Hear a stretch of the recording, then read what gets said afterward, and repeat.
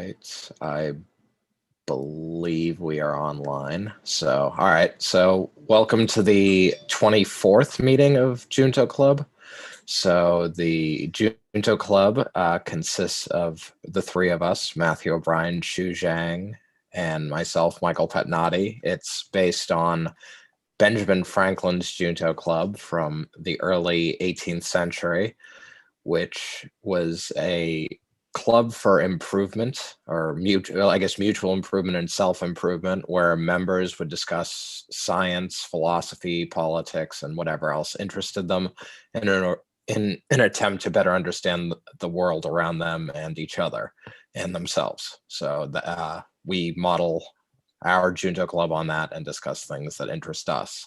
So today we are discussing sort of tribalism, the neural underpinnings of tribalism, and and we start every episode by going with a quote from Benjamin Franklin. So I'll turn it over to Xu to give that quote. All right. So before we get there, why are you interested in the tribalism, this and us mentality?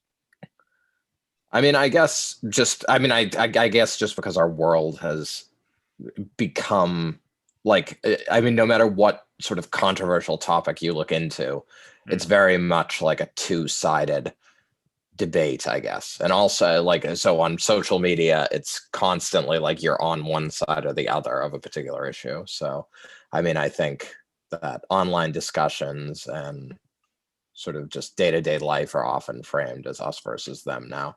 And also I will say we'll get more into this, I guess, as we go to the main topic. But I think the sort of more and more, if you're associated with one, if you take a particular strong stance on whatever topic you might imagine, whether it be abortion or you're a hardcore GOPer or you're a hardcore Democrat, you're that immediately locks in a ton of issues, or people associate a ton of different things with you when you sort of make that claim, as opposed to just you are a Democrat or you are a Republican, and that that sort of single thing is true. Yeah. It instead implies many things about you, some of which are not, and I guess innately political or inherently political. So okay, so it was interesting. So I guess basically the idea was the fact that we have that sort of mentality to very quickly go to associating many things with one thing. I wanted to understand why that. So you are curious about what you are also curious about the neuroscience behind that, right? That yeah. mentality. Yeah, exactly. All So right. Is that inherent or is that more of a construct? Gotcha. All right, cool. So so to start, I guess as per usual, a quote from Benjamin Franklin. I think this quote is very appropriate to when people are talking, usually night podcasts, So the quote is, quote, "It is ill manners to silence a fool, and cruelty to let him go on," end quote. Any thoughts? Who's saying this is appropriate for our podcast? Definitely throwing some shots here at ourselves. I mean, I feel like this one's pretty straightforward, right? Basically, even if it's rude, it's worse to let someone make a fool of themselves. It's like the classic, you have food stuck in your teeth, right? It's a little embarrassing to point it out, but it's worse to just let the person go around with it. Yeah. This reminds me of my PTSD of the Bitcoin episode that we did. So you guys just let me go on. It's like we let you go on too long. we all got to learn lessons. We got to learn the lessons now while no one's actually watching this, and then when you're famous in the future, you'll know how to be entertaining. True. All right. So if during this episode, if I interrupt you, it's not that I was being rude. I just don't want to be cruel to you. That's implying we are fools. All right, I'm gonna make it a game to interrupt Mike every chance I get. Please do. I mean, I often ramble on topics that I don't well organize, but like I know a fair bit about them, but I haven't like organized the thoughts, so I'll just ramble. Got you. All right, so let's start with a couple of mini topics that I have found interesting this week. The first one, since I think this month is like Pride month, right? Like July. That was last June? month. Oh, okay, it was last month. So anyway. Oh yeah, so that's right. It's July. have you heard about the Pride boat rescue? No. So apparently, a few like people was like boating on a lake or somewhere, or maybe and then they have like Pride flags on. I think one of the passenger was like maybe a trans man. So basically, and then so they were just chilling on the lake, right? I think another group of people came by and started harassing them, basically, like go around them like 6 times, try to generate waves to rock the boat, and then also like one lady on the boat flick a finger on these people on a boat, on a Pride boat, and then so yeah, after they did a few times, they left, and then like after 2-3 seconds later, the boat that was harassing the harassers, basically like the boat basically exploded, like and caught fire. So actually these people actually had to. So the people on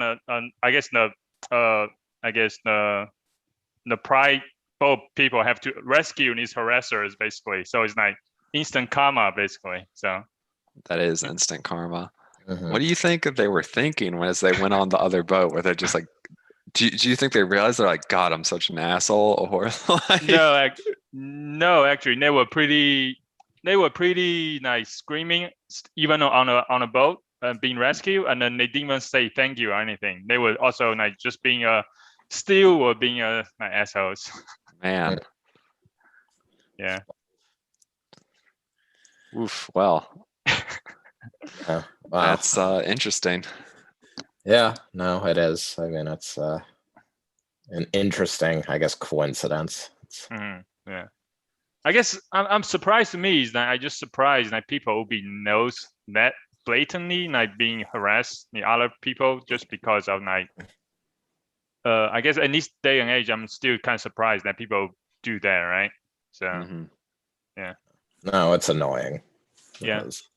I mean, I feel like I don't know. I feel like people are just dopes, just generally. But if you get that upset about a rainbow flag, you must have a hard life, because they're pretty common these days.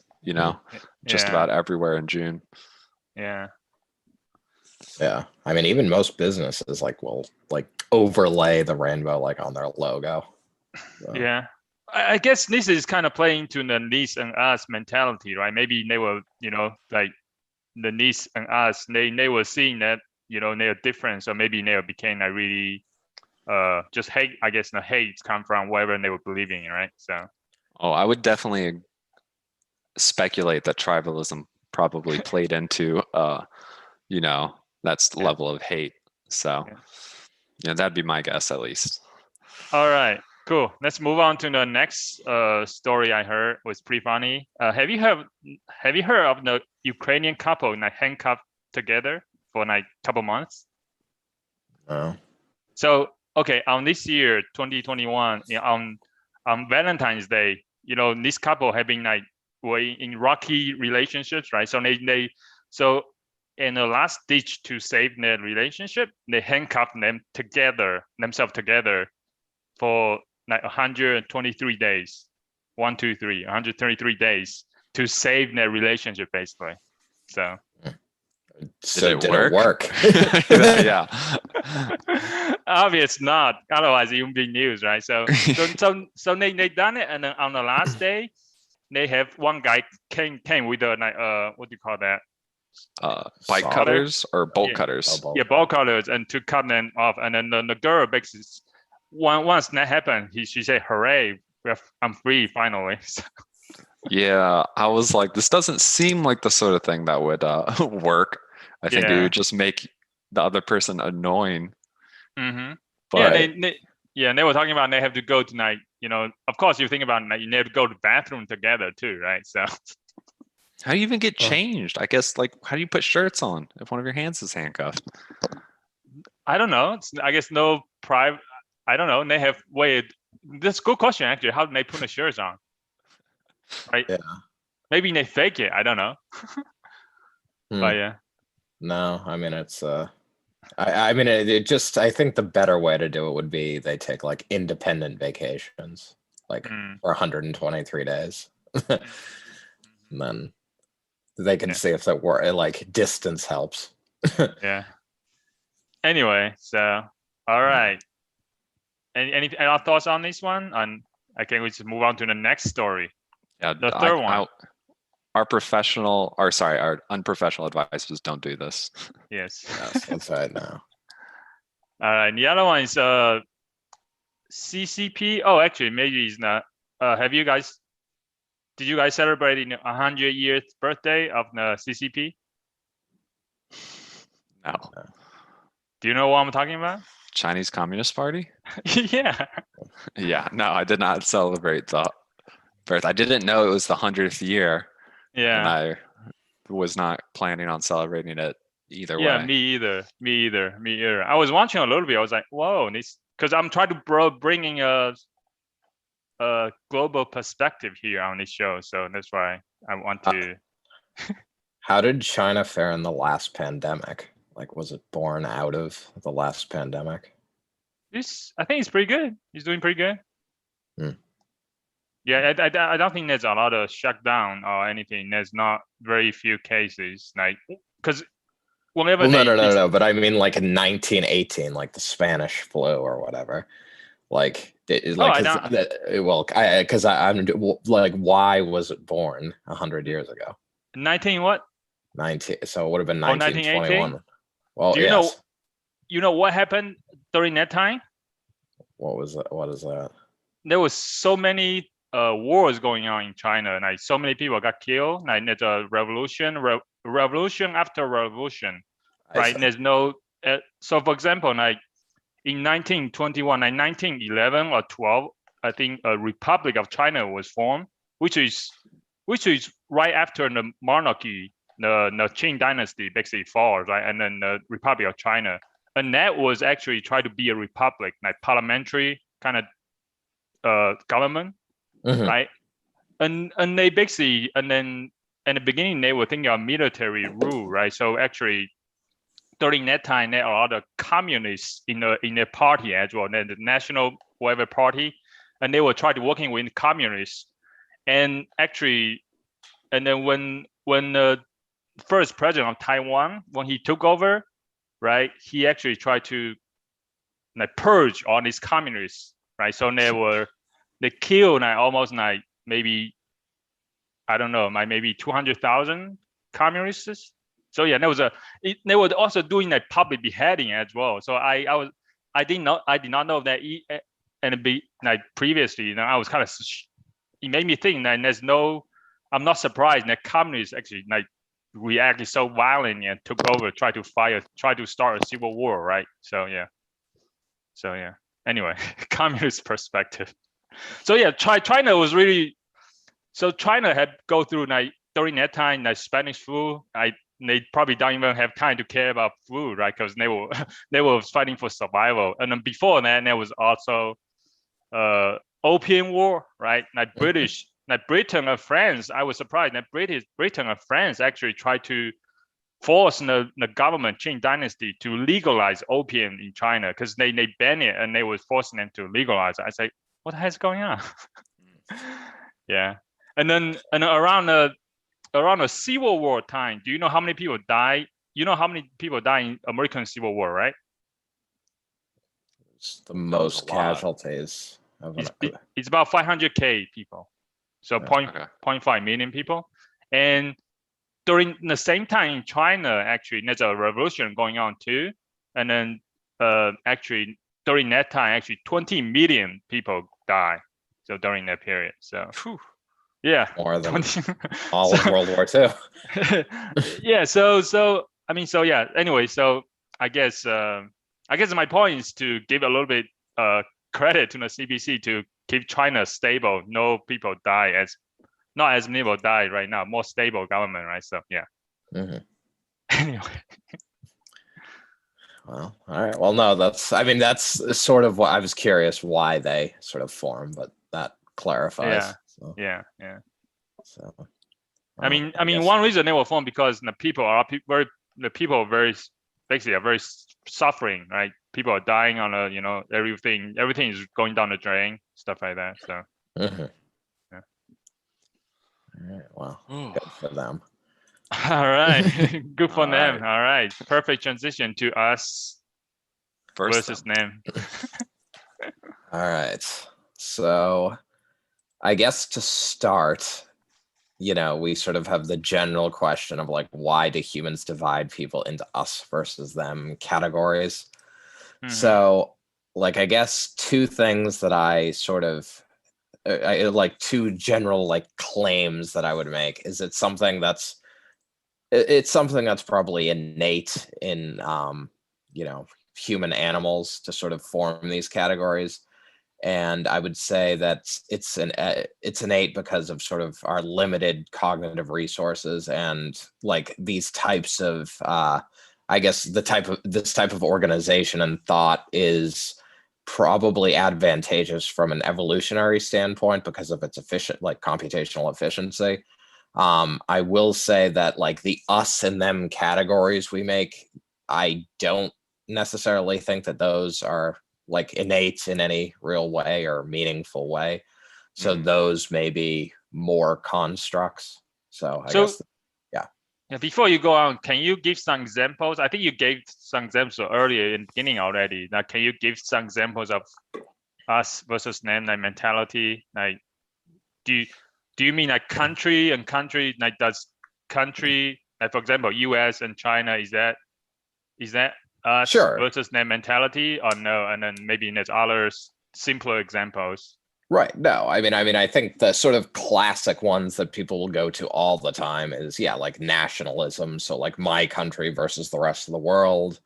Or, obviously there's a lot with respect to racism, particularly in the news now. So you like identify with your ethnic group or racial group, and sort of the others, socioeconomic, sort of the 99% versus the 1%. I mean, so there's like, basically every Sports argument. Teams. Yeah, I mean, even yes, the less serious example, but yeah, I mean, like if you go to I'm a Bruins Patriots fan. game. Yeah, Bruins. Patriots, Bruins. Like if you go to a Boston sports stadium and you wear like a New York uniform, you're probably gonna get harassed. So the Deflategate.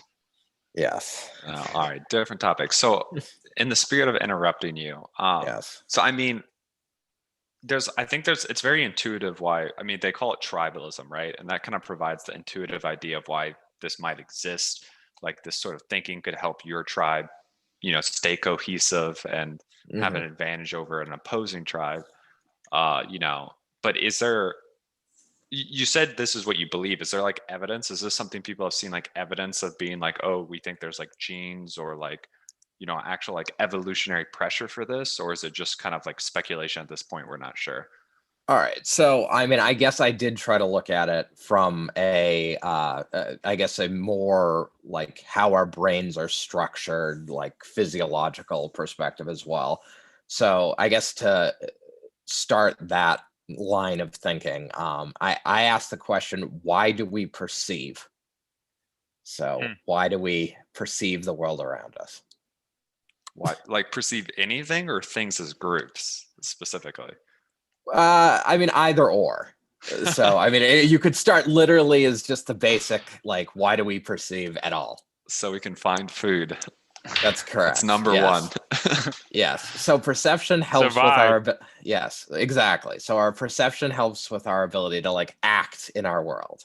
So in psychology, they talk about the 4 Fs, like fighting, fleeing, feeding, and mating. It's a joke. They think it's funny. So, so we perceive to be able to survive. and with our perceptions, we build models of our world, right? So when you have a model, like, it gives you an advantage because basically you have like certain variables. So like where you are, like what exists in that space, and how those variables interact with one another. So I mean, if you're at like, an example that I guess I may come back to is like if you're sitting at a restaurant and like it's like a relatively intimate restaurant, relatively quiet, and like all of a sudden you hear like someone like screaming. You sort of like based on your model of what like an intimate restaurant should like sound and feel like, that something is amiss, like something is not like something is like wrong with this like mental model of where we should be. So in the construction of those models, you can anticipate sort of what's the norm, and you can anticipate what's abnormal, and abnormal like allows you to like react and respond. So if that person screaming is like, there's like a murder happening here, like you can get away. So it gives you an evolutionary advantage to sort of, one, like model your world, and two, sort of make an assessment about like, so given that model, you can make an assessment about normal or abnormal. So people profiling out you. I mean, I don't know, it made me think about like profiling other people, right? You have a model of this person, like if someone people is like walking on the street, you see someone, you might be more alert, and you see someone, you might be more careful, right?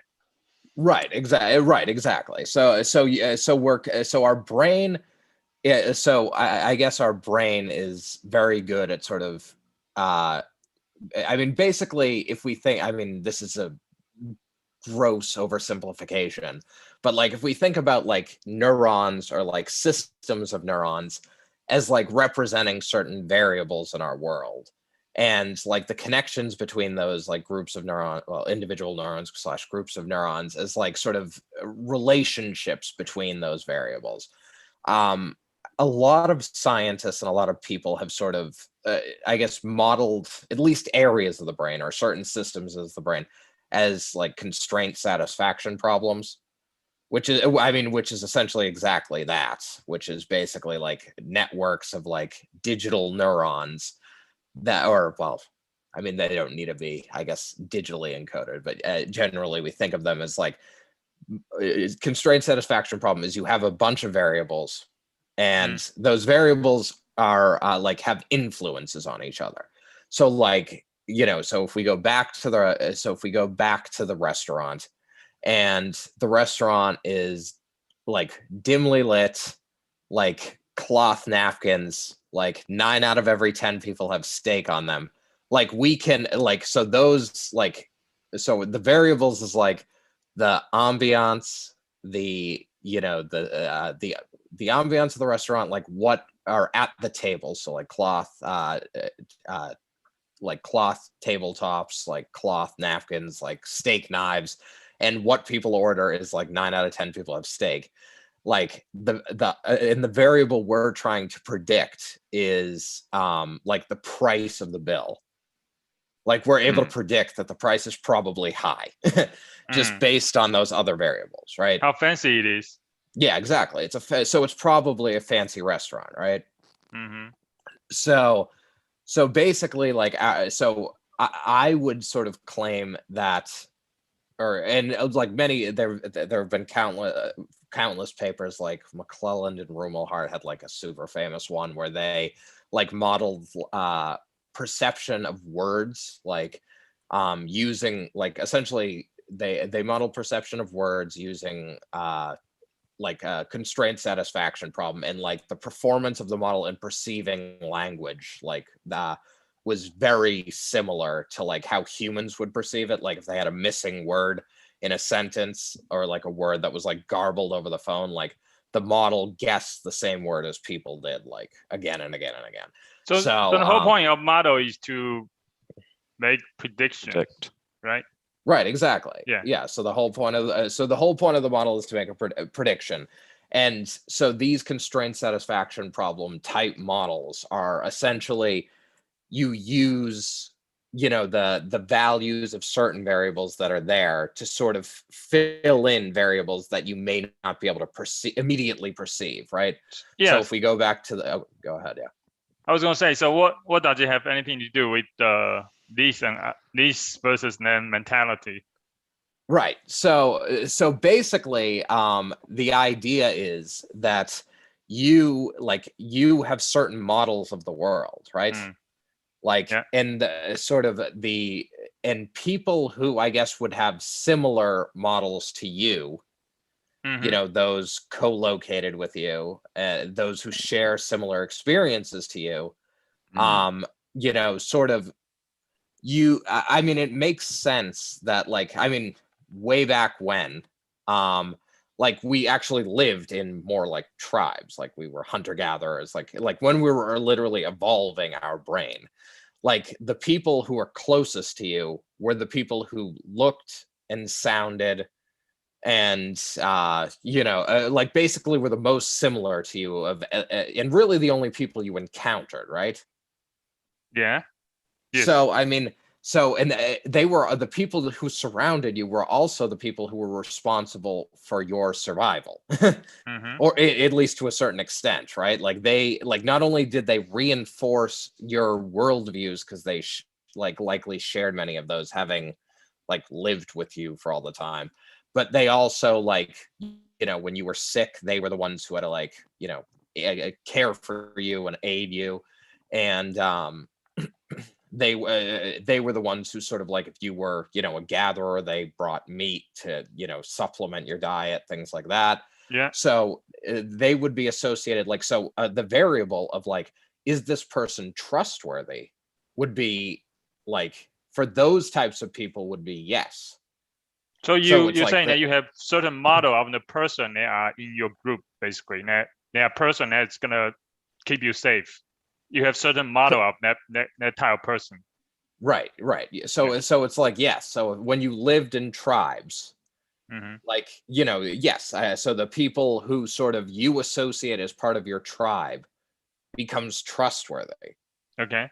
And that, so if they tell you something, or the things that they believe become I mean, we've talked about how certain variables, these variables are connected with one another, right? There's an influence. So if they are viewed as trustworthy and they sort of tell you something, that you are influenced, I mean, it's not a guarantee you believe that, but it's there's a positive influence associated with someone I view as like me, as trustworthy, as part of my tribe.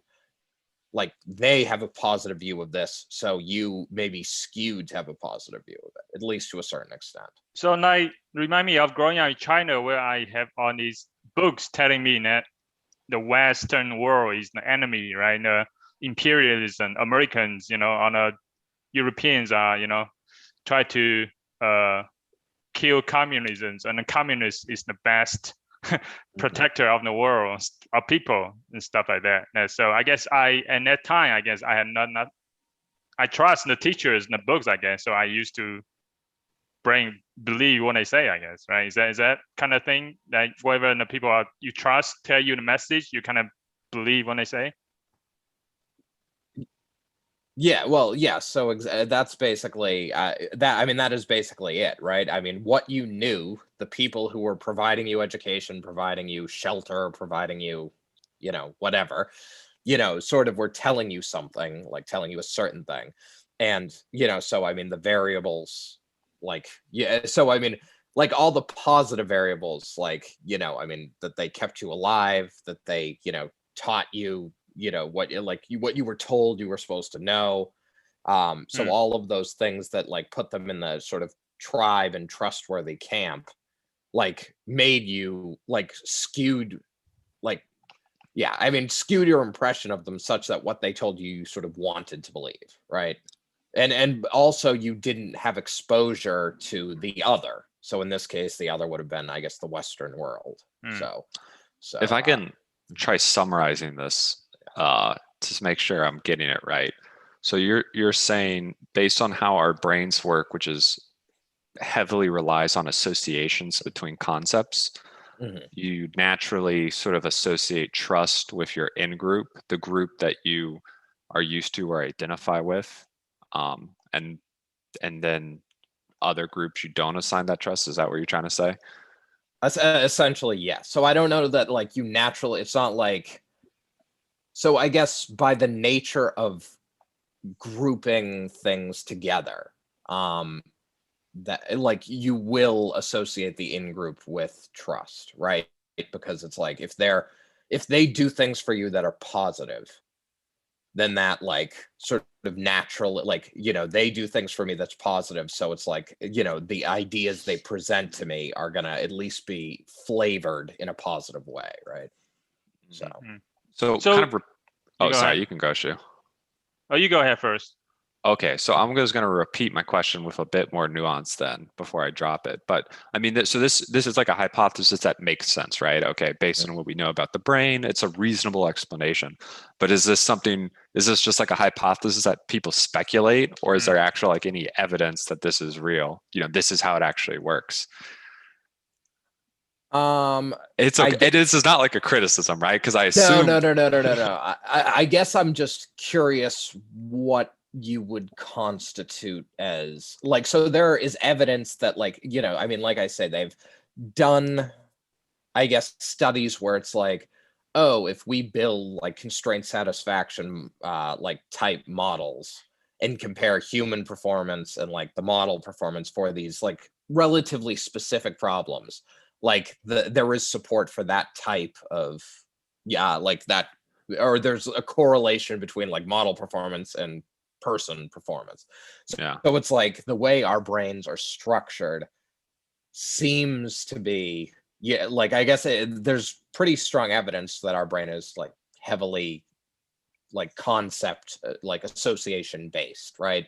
And just the sort of the structure there, like the fact that like how we learn, like how the brain evolves over like time and aging, like supports that. So I guess, but I don't know that they're like, I guess I don't know what evidence would necessarily be like, this is definitely like, I don't know what. I guess I mean, I'm not looking for hard evidence here, right? Like I'm not a journal review board. It's just like, right. So like when you say like, oh, they have things that show like a CSP solves, missing words similar to a human, I'm like, that seems reasonable. I guess I was just wondering if the group think sort of in-group, out-group falls out of that sort of structure. Because, there's generalities of how the brain works, but we also know there's special structures that do specific things in the brain, right? So I could see it also being possible that it was a unique thing that evolved independently, or it could be something that falls out of naturally sort of from this sort of grouping and association that the brain does. So was there any evidence that says like, oh yeah, because of this is how the brain works, that's where in-groups, out-groups sort of derive from that. But I mean, how do you even test that? I don't know offhand. It's not easy. Right. I mean, there are certainly studies like, I mean, so I can say like there are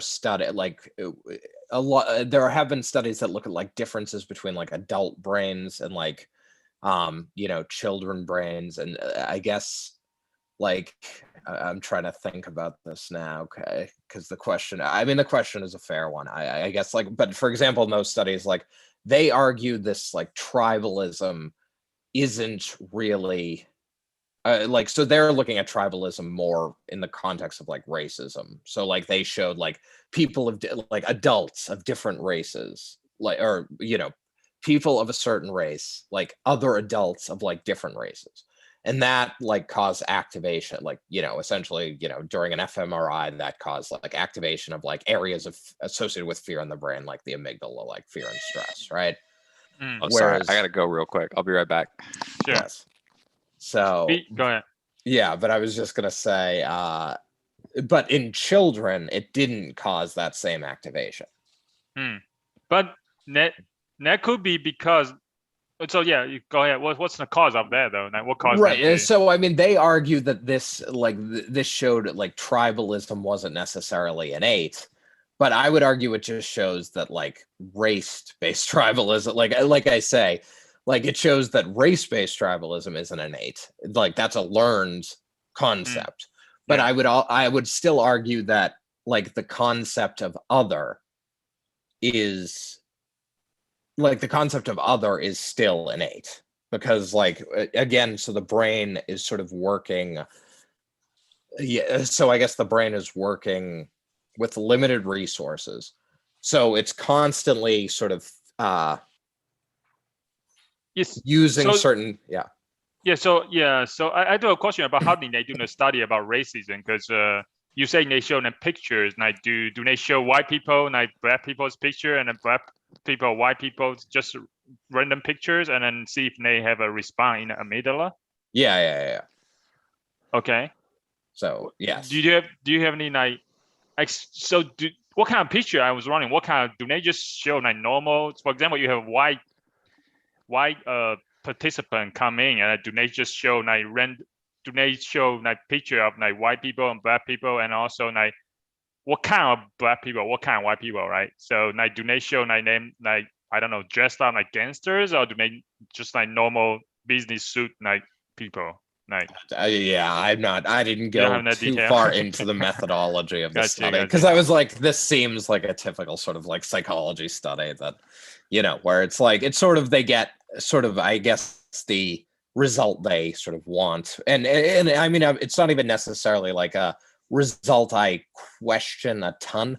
I mean, but like I say, I guess my argument, and that's why I specify in the argument, like, the concept of us and the concept of other aren't necessarily like perfectly defined or like defined upon like certain lines. It's just more like my thinking, like we have pretty solid evidence that the brain, has this idea of spread, like, and there's studies like, for example, where it's like, if a person is asked to recall something, that's like very hard. And I mean, you'll have this in day-to-day life. You'll be trying to recall something and it'll be like on the tip of your tongue, right? Like that's a saying, like, oh, I just about have it.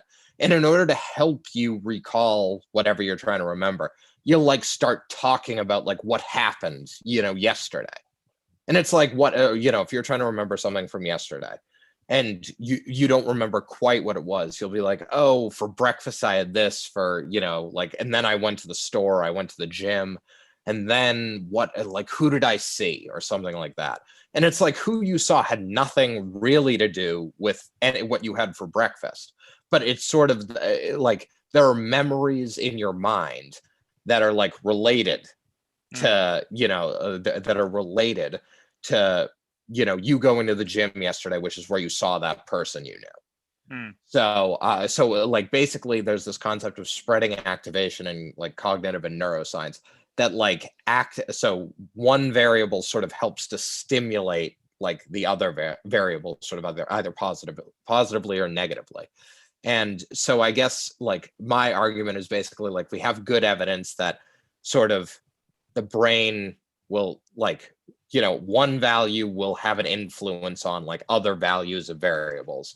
So that sort of necessarily seems to say that like, when one thing is true, like it'll like help bias our thinking like positively or negatively toward another thing. So that's like sort of us versus them.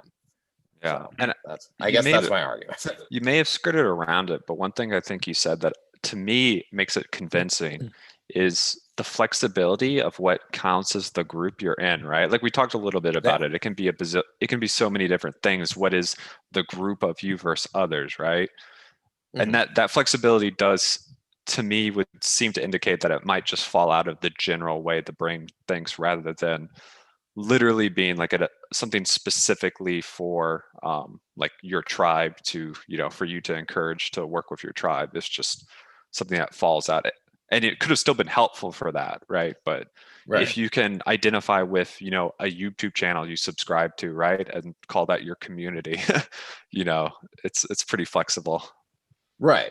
And I mean, I think a lot of I know we are going to get into social media a little bit, but like sort of, I think online communities now like are like I mean, so people will obviously argue like, like there's still sort of like the, the race political like affiliation debates and whatever. But I mean, I think there are like Reddit like Reddit, I mean, Matt probably knows better than either of us, but like Reddit communities people like super identify with, and They're like called subreddits. Come on.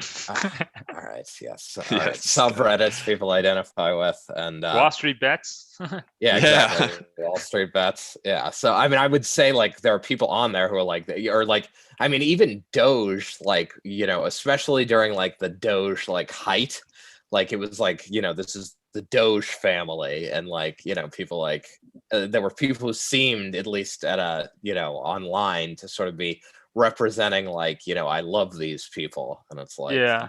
it's like you don't know them, but I guess like they can associate a lot of positive things with like owning Dogecoin. Yeah. So, Have you heard of the Bitcoin maximalists? I don't No. know. So these are the people right now. There's a new like something also like Bitcoin like toxicity going on in Bitcoin world too. Is like the maximalist. Basically, they believe like everything else, like they believe that Bitcoin is the only legit like crypto currency. So if anybody talk about every other cryptocurrency, they just like go crazy on you. Say, hey, don't, they just like, if someone say, oh, like, I think Floyd Mayweather was on a stage talking about, oh, Bitcoin, may in the future there might be something else that was like gonna replace Bitcoin probably, right? And he just said that probably, and then the audience just went crazy, like booing, it's like no, Anyway, so there's a whole. It became almost like a tribe now for the Bitcoin like people, and so it became like very toxic environment in a way. So yeah, like anything, if you say anything bad about Bitcoin, they just like gonna almost like they come on, they will kill you, right? A lot of people who are invested in only Bitcoin Right. and don't want people to vary into other coins. But so what's interesting, I'll bring up something slightly different to help push the discussion along. But when you talk about spreading activation, kind of associations, I've seen examples of someone like, I mean, you see this with political groups, right? Let's say someone's like joins up, kind of they're in college, they start getting involved in politics, they join a group like the Libertarian Party or the Green Party, or their clubs, right? The Republican Club or Democrat.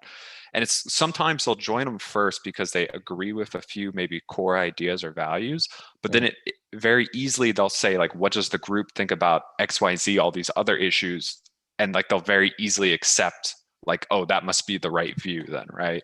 Sure. And this sounds kind of exactly what you're talking about. They're like, well, if I agree with you on these main things I care about, I don't have to, like, it's hard to research every topic, right? So then you just say, oh, I guess I will just accept their views on other things and sort of adopt that as my group. Sure. Yeah. And that, I guess, goes with like the computational efficiency, right? And like sort of the tribes of like when we were like an evolving human, like, and when we lived in like hunter-gatherer tribes and stuff, like, I mean, there's sort of like the designated, like, or not necessarily the designated expert back then, but like you can think of like, yeah, the sort of experts of like, the young Republicans or young Democrats or whatever, who it's like, oh, I don't know much about this issue, but it's like, yeah, I agree with them on the core things. They seem smart. They accept me. Like they seem to want what's best for me. So like, if they're telling me like this is the answer, then I'll just accept it. So back in the day, it's like, if you sort of like, if I know you from our small tribe and I've hunted with you before and you've saved my life, like, and I'm injured or I like need help, like I'm going to like trust you to help me, because you've demonstrated like help before. So yeah, also because as you mentioned, like we have brain power is limited, the brain capacity. Also personally for me, like, yes, my brain is limited, brain power is limited, but I'm also very lazy too, right? A lot of time, like people tell me something, I say, okay, you seem trustworthy, I trust you. I think this your opinion sounds good, sounds reasonable to me, and I'm gonna adopt that opinion. Sometimes like news, anything like report on the news, right? Say, okay, that makes sense, stuff like that. I just like too lazy to do any like fact checking or research, right? Yeah, stuff like that. Right. No, and I mean, I think that sort of is what, like, I think that's what all of this boils down to, is like, basically, like, why do we have it? Because it's computationally efficient and we have limited resources. And, and basically, like, how do you, I guess, prevent like having this type of mentality? It would be like metacognition. Like, so the idea of like thinking about how you're thinking, challenging sort of the opinions that are presented to you, challenging your own thinking, but Thinking again, about thinking. yes, thinking about thinking. Wow, you're going deep there. Yes, so that's So I guess like I mean, thinking about thinking about thinking. Never mind. So okay. Yeah, so metacognition is the word I use. Like, I guess an article I read was like mindfulness is the word they use, but basically it's like just being rational and purposeful, and like our thoughts and opinions is sort of how to combat this. But again, you sort of circle back to the problem of like, how much mindfulness can you do? Like, at a certain point, there's like there's not time in the day, like, unless, I guess, if you just want to dedicate, like, become a monk and just like go and think and be silent, and that's like, I guess, how like perpetual mindfulness would be like the only, I guess, answer to sort of not having this. So. All right, I'm gonna keep throwing hard questions at you. So mindfulness is a way to deal with your own sort of tribalism. It's very reasonable. I think you can, if you think about, try to take a good faith view of what other people are saying, you can overcome the initial bias. I agree with that. Now, what do you do though if the other person is sort of wrapped up in this tribalistic, thinking, and you're like, but you're trying to get your point across, or say present them with new evidence to challenge their views? Is there some way either to get around it, or would the best thing to do to try to, somehow figure out a group that you can make yourself, like, find a group that you two could both be in to try to like exploit? Or what do you think? Yeah, so I guess, so this is less about overcoming us versus them in general, and more overcoming like us versus them, like with a specific, like, in a grounded, like, me and someone else. If you don't have, like in a discussion, like in one discussion, right? You're trying to like get to the truth of something with people who you disagree, and you feel like they're falling into this thinking.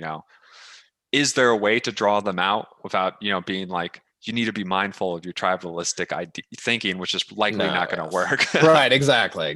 No, I mean, I would say that, I mean, I think that I think the key, you are onto something there, that it's probably, and maybe you aren't the person to do it, but maybe like if you could incorporate like an idea that, or like an idea or a person that is in there, sort of like, because I mean, I don't know, like, you could certainly bring up ideas that, like, oh, I agree with that, like, try to make yourself closer to that in group and just say, like, we're divided on like this particular issue, but like we're not like so I mean, I think there's like maybe sort of connecting on other things, but I mean, I think it's really like, maybe the better thing is bring in a person who's like very clearly in their in group, who like may like at the very least respect the evidence you have on the particular issue you're discussing. Did you forget what Benjamin Franklin told you what to do? Probably. Socratic method. Oh yeah, Socratic method. Oh yeah, that's right. Ask questions. That's right. Yeah. Just keep asking questions, like, what do you think this is? Like, why? And then just, I don't know, just until they figure out, they came to the real conclusion. Oh, maybe they could be wrong in a way. So in a way, that's true. Yeah. That could work. Yes. Or I like Mike's idea though. Try to find someone in their in group who agrees. Or you don't worry about the details, and you just keep saying, a lot of people think this. A lot of people say, I'm the best. Right. This seems to work too. So no, going back to originally. So I guess I want to question that, did you conclude that it was innate or no? I think I missed that. Yes. Well, basically, like, I guess the thesis I have is that us versus them is sort of is innate, but like the us and them categories. Yeah. Well, yes. So how our brain like works is like there's concepts that are related. And basically like, so as you learn something about a certain like concept, that's going to like sort of bias your thinking about these like related concepts. And the relationships between concepts are often like, I mean, often concepts that aren't even really I see. are related in our brain. Like everything Yeah. is connected because it's so densely connected. So So yeah. You're saying we did not born with it, but it actually is how brain is like limited, how the brain is structured. We actually learn stuff over time. So we learn to group ourselves into categories, learn related concepts, learn a concept. Okay, this is in group, this out group. So that doesn't it mean, since if it's learned behavior, then it's not innate, right? If it's like because our brain tend to learn relate stuff, right? That's an interesting thought. I guess it depends how you define innate, but like it's innate in the sense that if Mike's hypothesis is right, which seems very reasonable, it's innate in the sense that it's like it's how your brain inherently works leads to it, but like the grouping, like obviously like what groups you think of and how you think of those groups is obviously not innate. Right. So the us and them are learned, but like the presence of us and them is innate, like is based, like our brain is essentially like a greedy computational learner, right? So basically when you're greedy, you're gonna just like go toward local optimum. So basically like, so your model of the world is good enough to help you survive, but not optimal.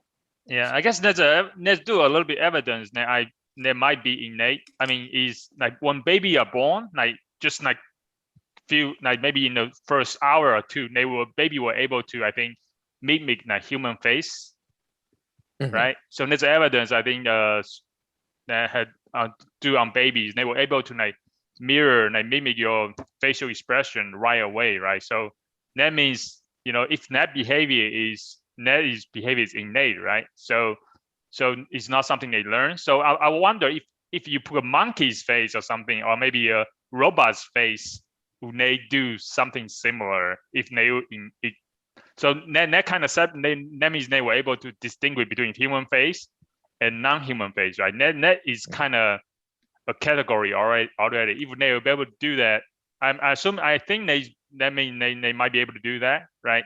Right. So No. that kind of shows is innate behavior. Is babies already know how, okay, this is human, this is not human. Well, no, the brain. Sorry, Matt. So the brain is like very good at specializing during the first year of life. I mean, that's really what this comes down to, is like specializing, like the brain to perceive the world in certain ways. So for like, so within the first like 2 years or something, there like is a tremendous amount of pruning. So like loss of connections in the brain, like loss of connections of neurons in the brain. And that's actually to like help the brain specialize in doing things like, identifying human face. And also like but this is in first hour when they born, not first year, right? Right. Within 1 hour when they were born, right? So yeah, so that's a more evolved thing. Yeah, like in V4, there's like the FF facial form V4, part of the visual cortex, Mike. Yeah. We have listeners who don't read papers on this stuff. Yeah. If we have listeners, they probably don't read papers on this stuff. Yes. Okay. So, but there was a study done, and it's like in children, like I can't even, like, I don't know how, again, the methodology of these studies is suspect and amazing to me, but like basically like newborns were able to hear like the difference in a phoneme, so like the sound of a language in Japanese, and like one in Japanese and one in English, that like adult speakers of so the adult speakers of Japanese or adult Japanese speakers could not hear like the English phoneme, and like the English speakers could not hear like the Japanese phoneme, but like newborns in both languages like could like hear the difference essentially. So, but by the time they were like 11 months old or something, like the babies couldn't hear it. Like the babies heard like their like native language, like, you know, the phoneme from their native language, but like couldn't separate the like English or Japanese one. So in any case, like specialization. Okay, so I want to talk about what about identity? Like, even though in tribalism, right? I mean, you associate with a group, like team, it actually make you feel good, right? Because you say, oh, I'm in this group. You know, I know what's like Americans, right? Okay, this is like make American great. Like, again, that's the sentiment, right? It's like, oh, we want to America is great, right? It's the greatest country, right? So you are in that group thinking, then make you feel good about yourself too, right? So how does brain, I guess, do you know any neuroscience about that? Do you get a dopamine hit whenever you feel like you are, you feel like you are in your group that is better than the others, right? Sure. Yeah. I mean, I don't necessarily have like a good study that pops like into my head immediately, but yeah, I mean, I'm sure there are studies that basically like when you have social, like we're social animals. So I'm sure when you have relationships, and particularly like, like positive relationships in any respect, and particularly those that like, put you as like a dominant animal, like you probably get some type of dopamine hit, sure. So. Okay. Yeah. All right. What about conspiracy theories? Any thoughts on that? Well, I mean, is it related and all to tribalism? Ooh, I have a hypothesis now, based on how Mike's talked about it. Okay. So, I guess it's kind of like, I mean, obviously, like conspiracy theorists, they'll just identify like most things as the other group and then share the false belief, right? Spreading activation. They just shove the government and, all politicians and scientists and like everyone else into like one group. And then they say, these are all false, right? Okay, yeah. Yeah. And also, I mean... okay, what's your hypothesis? Me? Yeah. That was my hypothesis. Can you restate it again? I guess I didn't get it. So thinking of it as like modeling groups and then associating groups traits with different groups together, associating things that are similar with similar traits. It seems like conspiracy theorists throw like almost everything together in one big group that is the other, right? Because often they're kind of incoherent about who is behind the conspiracy, right? Is it big business or big government, evil scientists, certain ethnic groups, which are, not viewed favorably by them, whatever. And sometimes if you talk to them, they'll just jump between all of them, right? Like kind of randomly.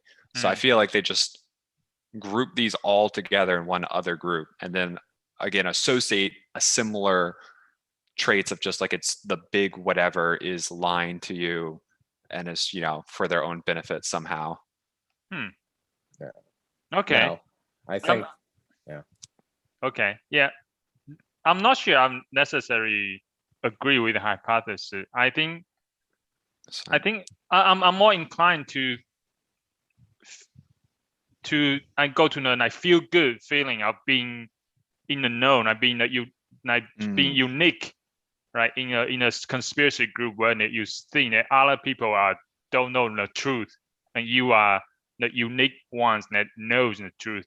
Maybe there's a feeling of uniqueness that make people want to believe in the conspiracy theories, right? To a sense of uniqueness, superiority, right? Because I feel like personally, me too, right? Whenever someone says something that I disagree with, I feel a sense of superiority sometimes. Oh, okay, I feel that I know better, right? So yeah, those emotions that, at least from my personal experience. No, that seems reasonable. I've also heard the claim that a lot of conspiracy thinking comes from like a fundamental, either they're afraid of or refuse to believe in just like the chaos of the real world, and they assume there must be someone behind the scenes sort of orchestrating it. Rather than they just won't accept for whatever reason that the world's just like super complicated and a lot of random stuff happens. Yeah. But I don't know. We're getting a little off topic here, Mike. How do you think this relates to group thinking? Well, no, I mean, I think in a way you both could be right.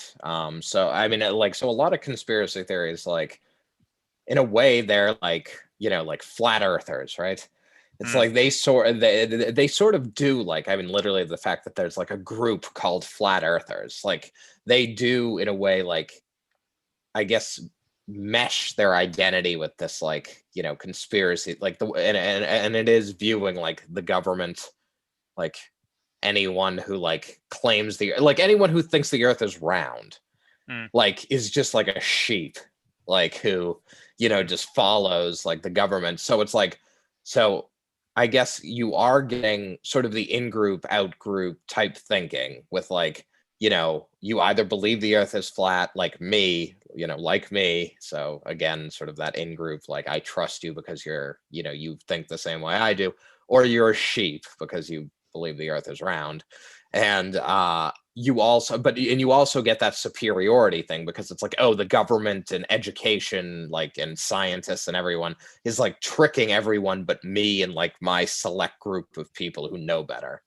So it sort of like does combine the two, where it's like there is this like, and I mean, like I know on the document online you mentioned like cults too, right? Like a lot of conspiracy theories and like cults, like they follow a person who allegedly like knows better, and that person often is promising things like promising things that make you special, right? Like you're a chosen person who's going to be like, like we're going to be taken to another planet or whatever they believed in, like Waco or whatever. I don't know, Waco, where I don't know, wherever that crazy person had them all kill themselves.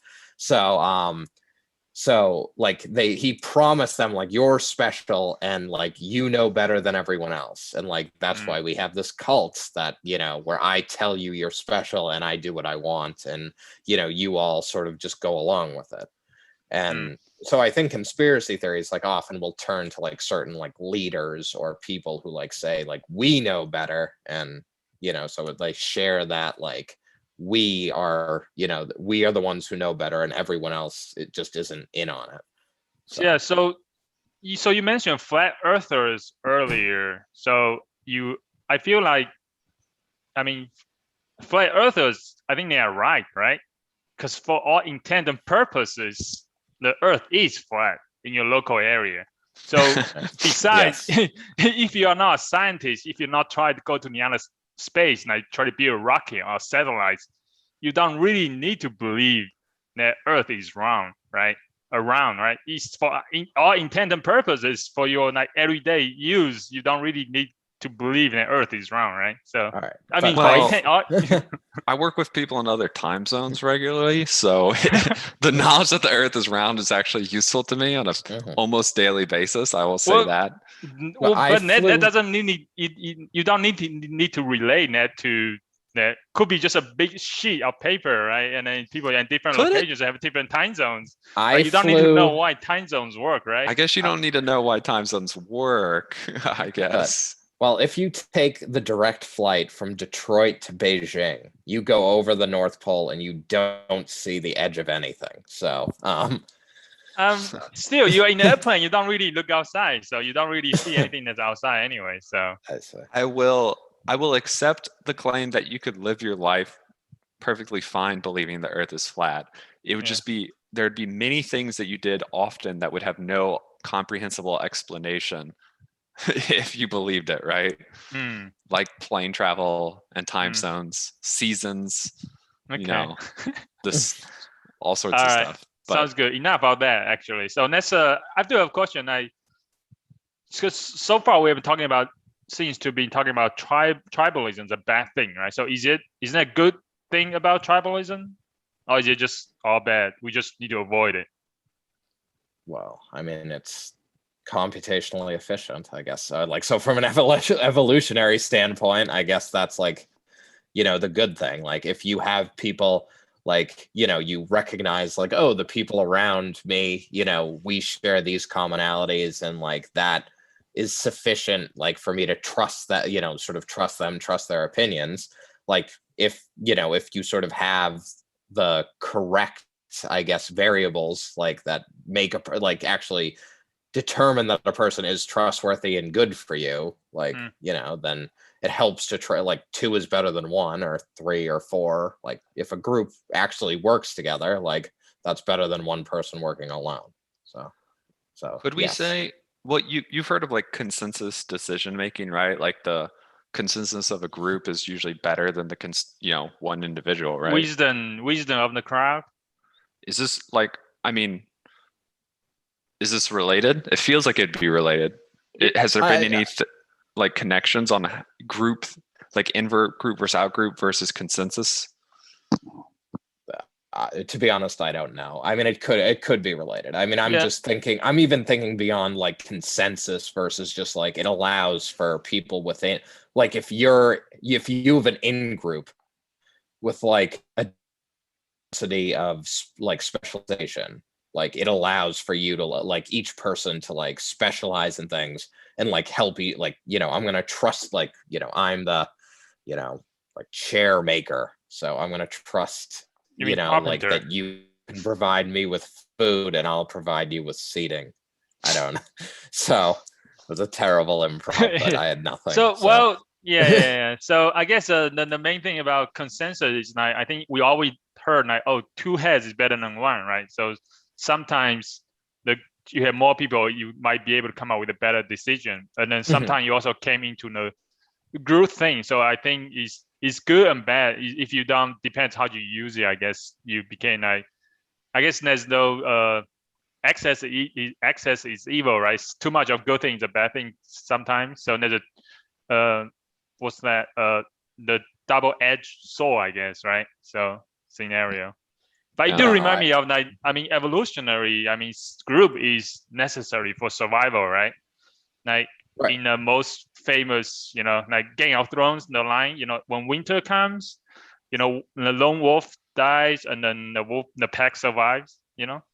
Stuff like that. So. Yes. No, that's. I mean, well, I guess that's basically it, right? Like when we were evolving, we needed groups. So this like allowed for like us to form tighter knit groups, and like obviously resources outside of our head are also limited, right? So like that helps with the like sort of like, so our in group like wanted to access those resources, and the out group was more like the predator like taking those resources from us. Like so it was like there was maybe more of a like actual like concern about like survival there. Like we needed to eat, or they need to eat. Like only one of us is going to be able to eat. So like I need like to bond with my in group and like actively like antagonize the out group, right? So. All right. Last question. Right. So what's? Yeah, go ahead. Matt, you going to say something? No, I was just agreeing with your all right. All right. So I guess looking at yourself, what tribe do you think you are in? This is too deep. Matt, go first. Me go first. Oh my gosh, I've barely interacted with people for over a year though. I don't feel. Am I in any tribes? You're on a Reddit tribe. What subreddits are you in? Yeah, this is getting personal. I'm not giving you details on my Reddit account. That's bad form. No, I'm saying what subreddit groups do you join? Usually if I'm playing a video game, I'll join the subreddit. There's some politics ones where people discuss things. Yeah, well, what are those? Those are libertarians or what? There's the neoliberal white supremacy or Proud Boys? No, I guess I could identify with liberalism but then that's liberals. It's like a political philosophy, right? But I probably identify with right? liberals. Yeah. Yeah. Okay. Okay. Yeah, I don't know. This is hard. What about you, Shu? You asked this hard question. You got to go first. You can go first. Go second. I'll give some more. I identify as American. I'm not ashamed of being American. Mm-hmm. I'm not the most patriotic person ever, but I like our country overall. You don't have white guilt? I do not have here you're gonna get me in trouble, but no, I do not have white guilt. What would that get you in trouble by admitting that you don't have white guilt? This is a touchy subject. Yes, everything gets you in trouble. So, but okay, I can say I don't mind being like, I would say American, but I mean, I think one of the biggest things that I find, or like that sort of binds me with people, is common sense of humor. Like, I'd say that is something like it makes me, like, I don't know, like unites me with people, or like helps me, like, or helps me trust them quickly if we have a similar sense of humor. A sense of humor. Yes. Not their characters. No, I mean, I guess not. So, I mean, no, I mean, I think character factors in as well. But I mean, like, as I say, these us versus them categories are, it's not like a linear boundary. It's decidedly non-linear. So it's hard thinking of things that, I don't know. Yeah, I guess are like, I feel like most of them are really trivial, right? Like, it's like if you bond over, like, you ever meet someone and you don't know much about them, right? But then you find out they do something, like share a hobby or something, and then you're like, oh, all of a sudden you have this shared hobby you can chat about. But it's kind of like suddenly it's like, oh, like you can tell kind of the way you feel changes because you're like, they're in this group that I know, right? And they talk about how, like, even within couples, like, oh, sometimes it's less important to like the same things and more important to hate the same things. So it's like, I mean, which is to a degree definitely a joke, but at the same time, it is like when you find out, like, someone is like very against something you're against, or as you said, sort of very for something you're for. Like, it helps unite you. Like, it gives you that, like, the spreading activation, and populates everything else more positively. All right, Shu, what groups do you identify with? It's hard to say. I think I have a tendency to make myself think of myself as a unique. So whenever I feel like there's a movement swimming to one direction, like mass, like for example, cancel culture, right? And then I tend to be like, try to move away from it, right? I say, okay, I want to be opposite of this, maybe. I've noticed that I've been doing that. I think, especially now talking to you guys, made me a little bit more swinging to the conservative side, because I never really heard that point of view before. And then, because I think I used to be pretty liberal, and I subscribe to the Hollywood idea of, like, I guess society. And then, just for example, the cancel culture, and then I realized actually now, for example, now I'm swinging back, because I feel like everybody is like getting again. I was bashing cancel culture. I feel like now I need to support cancel culture. So my conclusion actually is cancel culture actually is a good thing, but it is a good thing. But the reason it became a bad thing because it went too far. You had too much of it. People just it became almost like too much. So I guess it became an actual cancel culture. So the idea in the beginning of cancel someone that's like just being just a bad person or something like that, right? That is a good thing. But it went too far, and it became, and then the swing is swinging back now. So I think right now I need to, so I guess I'm changing myself all the time, I guess. Try to be unique, I guess, in a way. So contrarian is the word. What? I said contrarian. You just like being contrarian. Yeah. Also, I think innately, I think the feeling of being superior, right? Okay, I feel like, I feel like, okay, I'm different, so I'm unique. I'm better than the others. So I think I have that sense about myself. I think that's why I kind of like doing that, right? And then, yeah, it's nice, a sense of nice self-righteousness, right?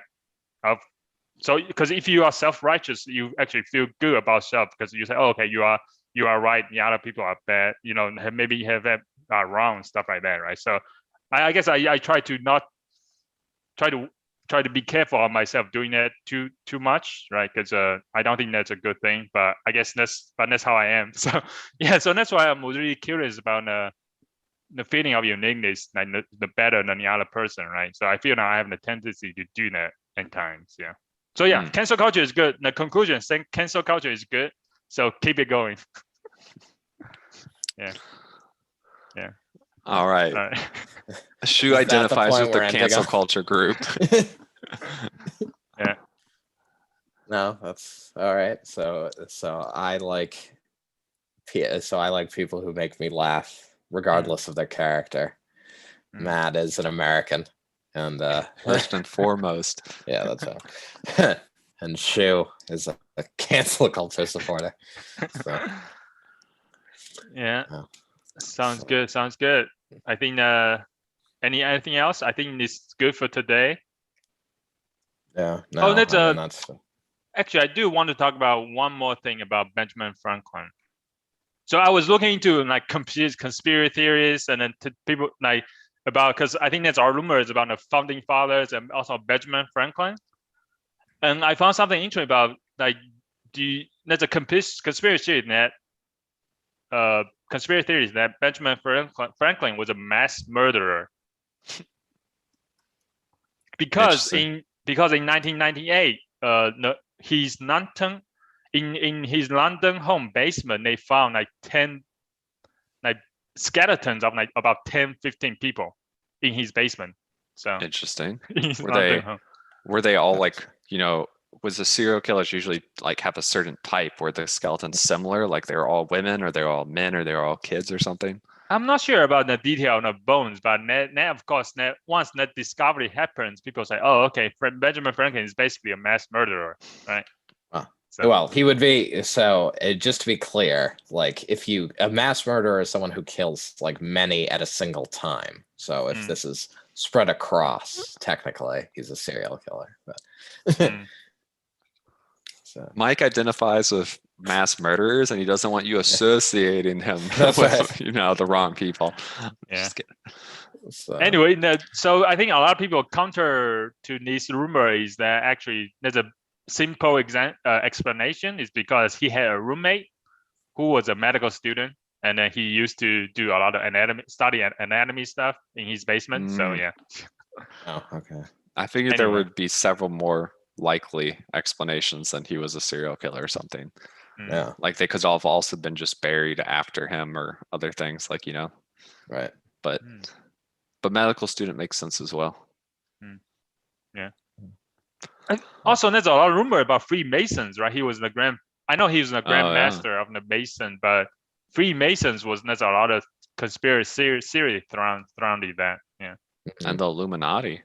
Oh yes. Yeah, I was going to talk about it too. Those are exciting topics. My granddad was a really high up Freemason. Oh. But I don't really know anything about what he did. So. Oh, interesting. Inside stories. Maybe your parents. Maybe he had any notebooks. I don't know. Not that I've been shown or told about. So I think it's lost to history now. What is your is your grandfather or grandfather? Grandfather. So my dad's dad. Oh, really? Wow. Yeah. So we have like the ring. He was like a 32nd degree or whatever, which I think is like the highest degree a normal member can get. Oh. What do Freemasons or Masons believe? I don't know. You don't know? I don't know. Their meetings are secret. Okay. I mean, you can look up what they say they believe, I guess. I think in modern times it's just sort of like I think it's like a religious community that does like some volunteer work and stuff now, or at least that's what they claim, right? Matt will be, in 5 years, Matt will be stealing the Declaration of Independence. That's interesting. Maybe you should. Maybe we should do a episode on that, talking about Freemason, so you can dive deeper into your family history. Yeah, I guess. Uncover some secrets. Well, that's topic next week, right? Is it? Yeah. I think it's Mike's brother's topic next week. Well, if I'm still here, I'll just say that. All right. So we end the live stream? Yeah. All right. So see you next week. See you guys next week. All right. We are